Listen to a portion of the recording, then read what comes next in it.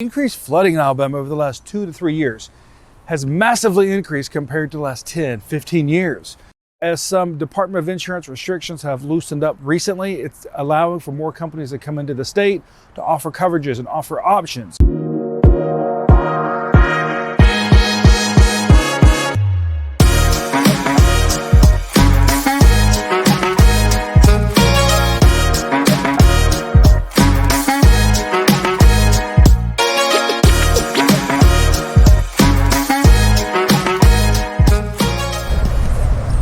Hello, Chris Green here with the Flood Insurance Guru, and today we're talking about navigating the waters of the flood market in Alabama. We're talking about a lot of changes. So today we're going to really be talking about 3 things to help you understand navigating through these waters of a changing flood market in Alabama. So the first thing is the increased flooding in Alabama over the last 2 to 3 years has massively increased compared to the last 10, 15 years. Now you've got areas that received more than 10 inches of rain in a 12-hour period. Crazy.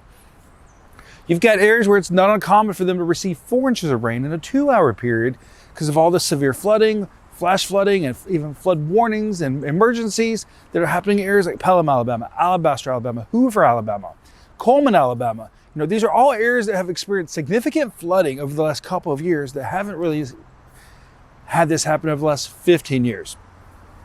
Then there is the changes to the National Flood Insurance Program with the Risk Rating 2.0, where you've got things where flood zones don't really no longer determine flood insurance rates. Instead, you've got things like distance to water, the type of flooding, replacement cost of a building, elevation, like you can see right here. These are just some things that determine flood rates now with the National Flood Insurance Program's Risk Rating 2.0.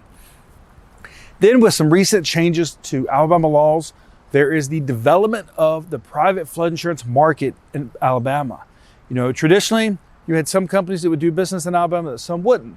As some Department of Insurance restrictions have loosened up recently, it's allowing for more companies that come into the state to offer coverages and offer options. So it's important to understand that not all private flood insurance options in Alabama are the same. It's important that you read policy forms to see when a claim would actually pay out. How is coverage provided on these forms?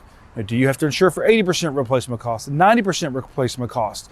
These are just some things with the changing flood market in Alabama. So if you've got questions about understanding how to navigate through these waters, click below to visit our website, floodinsuranceguru.com. Remember, we have an educational background in flood mitigation, which means we can help you understand flood risks like this right here, your flood insurance, and mitigating your property long term.